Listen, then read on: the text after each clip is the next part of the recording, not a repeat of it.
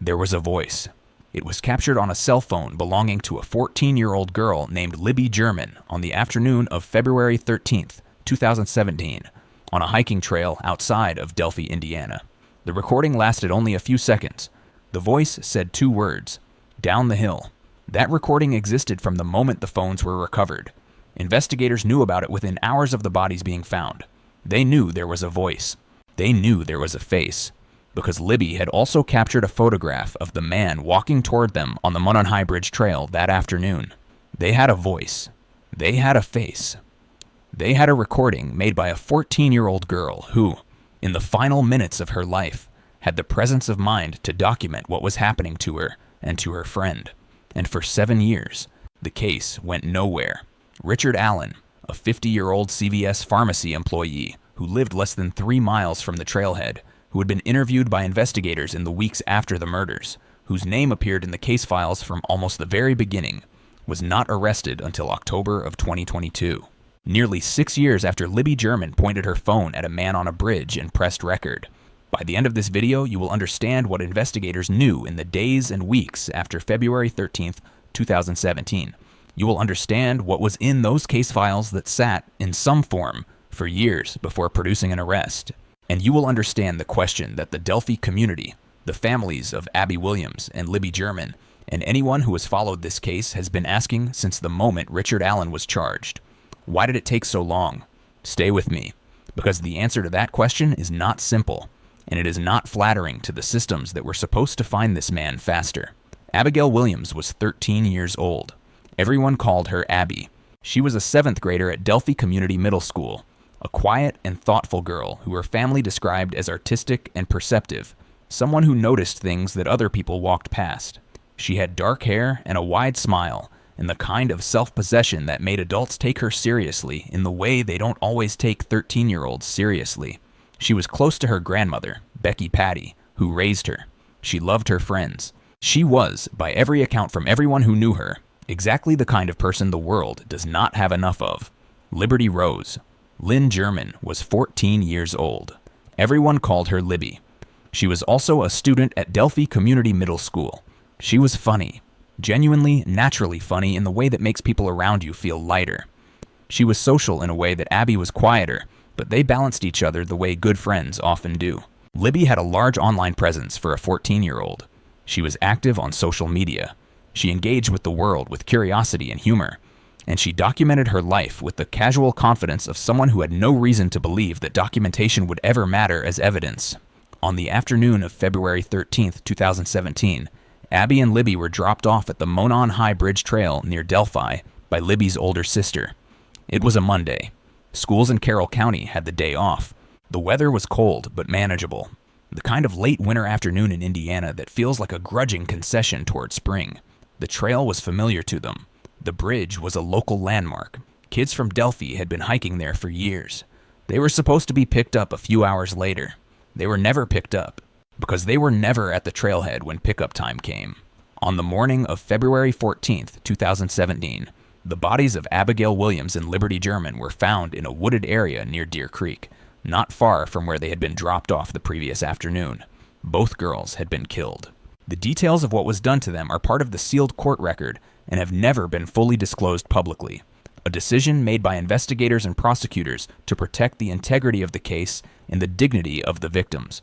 We will not speculate on those details here.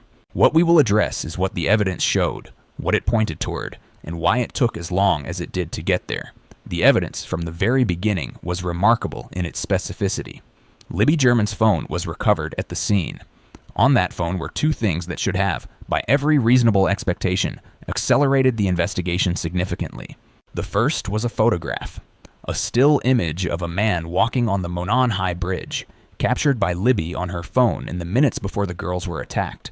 The photograph showed a man from behind and at an angle, enough to see his build, his posture, his clothing, and a partial view of his face.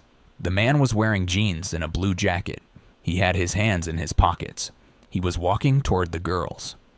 The second piece of evidence was an audio recording, a short clip captured by Libby's phone in which a male voice could be heard giving what appeared to be a directional instruction. The voice said, "Down the hill," 2 words, captured by a 14-year-old girl who understood, in some part of herself, that she needed to document what was happening. Investigators released both the photograph and the audio recording to the public in the weeks and months following the murders, a decision that reflected both the genuine hope that someone would recognize the man and the growing frustration that the leads generated by the physical evidence at the scene were not producing an arrest. The public response was enormous. Tips came in by the thousands. The case attracted national media attention. The voice recording was played on news broadcasts across the country. The photograph was shared millions of times, and still, for years, no arrest. Richard Allen was born on October 28, 1971, in Indiana. By the time Abby and Libby were killed in February of 2017, he was 45 years old and had lived in the Delphi area for years.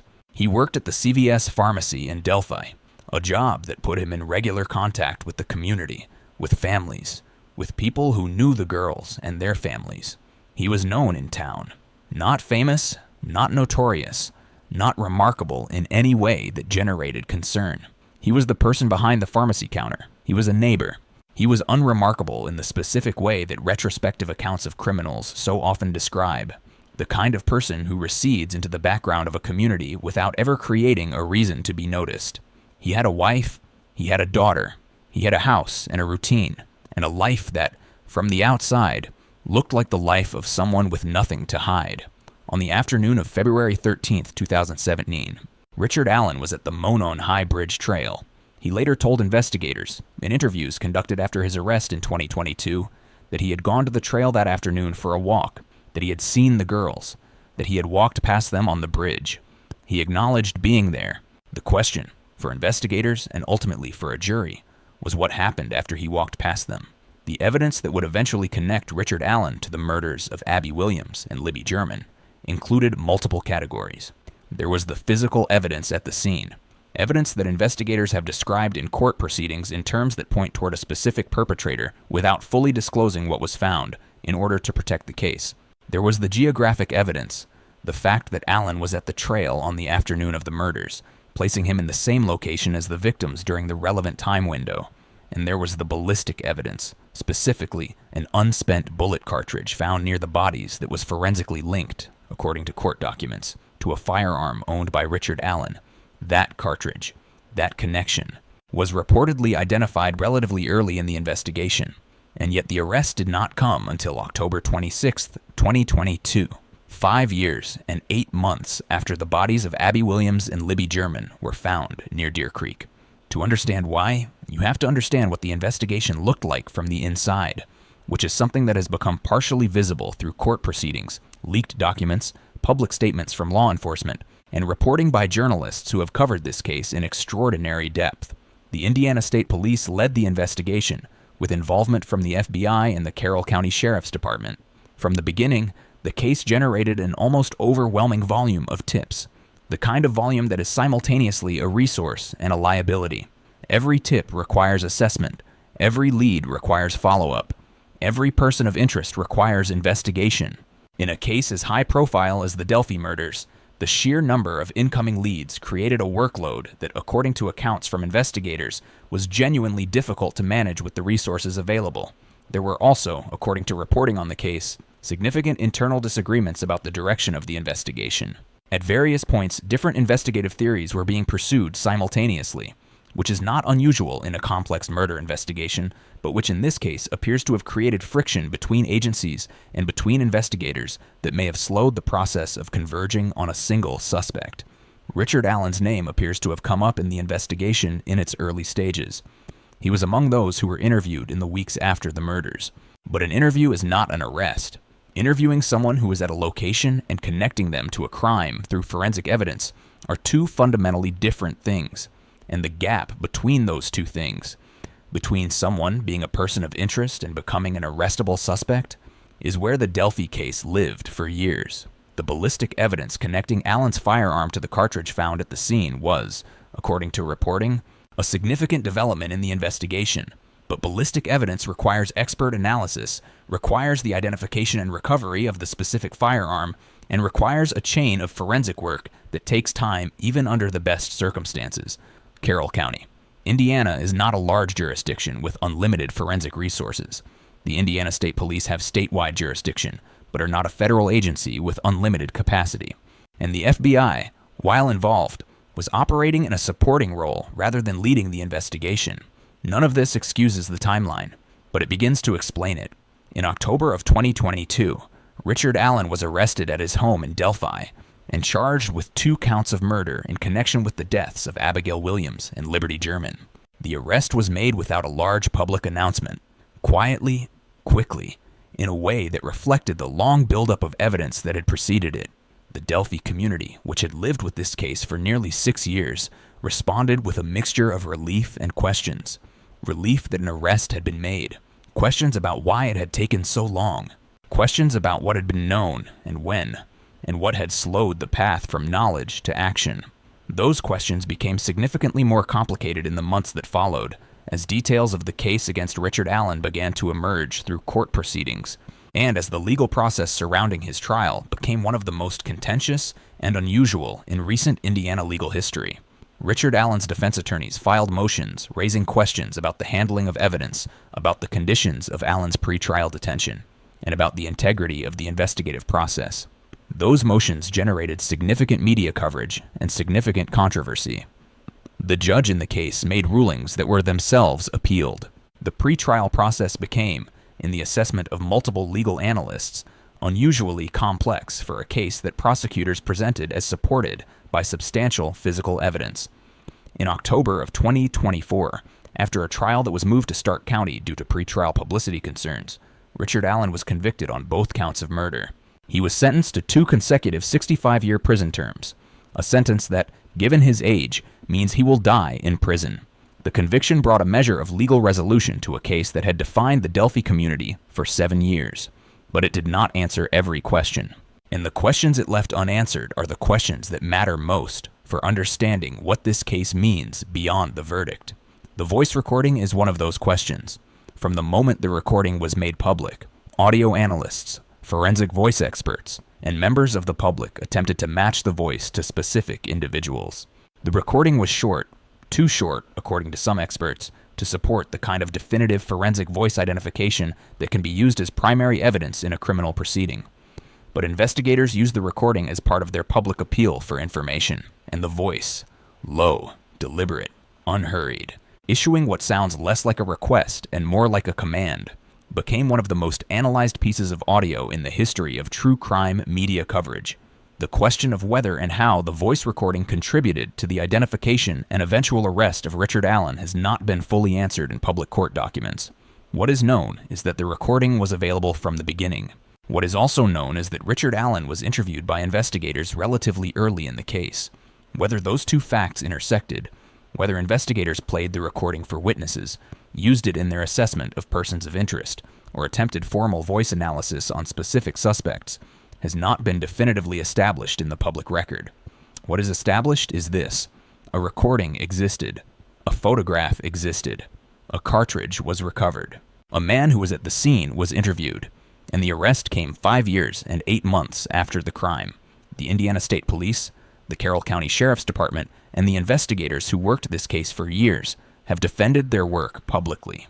They have pointed to the complexity of the evidence, the volume of tips, the challenges of forensic analysis in a case without witnesses other than the recording itself. They have argued that the investigation moved as quickly as the evidence allowed. There are people in the Delphi community who accept that explanation. There are people in the Delphi community who do not. Anna Williams, Abby's mother, has spoken publicly about the years of waiting. Mike Patty, Libby's grandfather, has spoken publicly about what it meant to watch the case sit without resolution for year after year. The families have not hidden their frustration with the pace of the investigation. They have also, with a grace that this case does not deserve to ask of them, expressed gratitude for the arrest and conviction when it finally came. But gratitude for a verdict does not erase the years, and the years matter, because the years represent a gap between what was known and what was done with what was known, that has direct implications for how we think about investigative capacity, resource allocation, and the systems that are supposed to move quickly when 2 children are murdered on a hiking trail on a Monday afternoon. The Delphi murders sit inside a larger pattern that this channel returns to again and again. It is the pattern of available information that does not become actionable evidence fast enough. It is the pattern of a name in the files, a voice on a recording, a cartridge in a report, and a gap of years between those data points and the moment someone is held responsible for what they did. That gap is not always explained by corruption. It is not always explained by incompetence. Sometimes it is explained by resource constraints, by jurisdictional complexity, by the genuine difficulty of building a prosecutable case in the absence of a witness who survived. The Delphi case had elements of all of those explanations. It also had, by some accounts, elements of investigative disagreement and case management challenges that may have added time to a process that was already slow. What it did not have, what it needed and did not have, was a mechanism for ensuring that the evidence already in investigators' possession was being systematically and comprehensively evaluated against every person who had been placed at the scene on February 13th, 2017. Richard Allen was placed at the scene. He was interviewed. He acknowledged being there. And for reasons that the public record does not fully explain, the investigation continued to expand outward, pursuing other theories, other suspects, other leads, while the man who would ultimately be convicted of both murders continued to work at the CVS pharmacy in Delphi, continued to live less than 3 miles from the trailhead, and continued to be a member of the community that was living in the shadow of what he had done. That is the system failure in the Delphi case. Not a single dramatic moment of negligence. Not a file thrown in a drawer or a tip dismissed with contempt. A slower, more structural failure. The failure to systematically close the loop on a person of interest whose presence at the scene was known, whose weapon was eventually linked to the physical evidence, and whose interview had occurred years before his arrest. The voice on that recording said 2 words: down the hill. A 14-year-old girl captured it because she understood that documentation was her best available tool in a situation that had already become dangerous. She was right. The recording mattered. It became part of one of the most recognized true crime audio pieces in history. It drove tips. It drove media coverage. It kept the case alive in the public consciousness during years when the investigation was not producing visible results.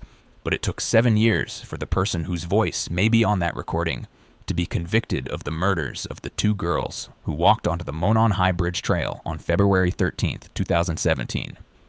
7 years. Now here is what this case teaches us. 3 lessons specific to what happened to Abby Williams and Libby German, and to the investigation that followed. The first lesson is this: documentation is the most powerful tool available to anyone in a dangerous situation. In Libby's case, she used her phone to photograph and record what was happening around her in the final minutes of her life. She did not have time to send the files. She did not have the ability to call for help in that moment. But she created a record that survived, that was recovered, and that became the most significant piece of evidence in a 7-year investigation. That record kept her name and Abby's name alive in the public consciousness. It drove tips. It ultimately contributed to a conviction. In any situation where you feel unsafe, documentation, photographs, audio, text messages, location sharing creates evidence that outlasts the moment. Libby understood that instinctively. The record she left is why we know what we know about February 13th, 2017. The second lesson is this: geographic proximity to a crime scene is investigative information that must be followed to its full conclusion. In this case, Richard Allen was at the Monon High Bridge trail on the afternoon of the murders. He acknowledged this. He was interviewed.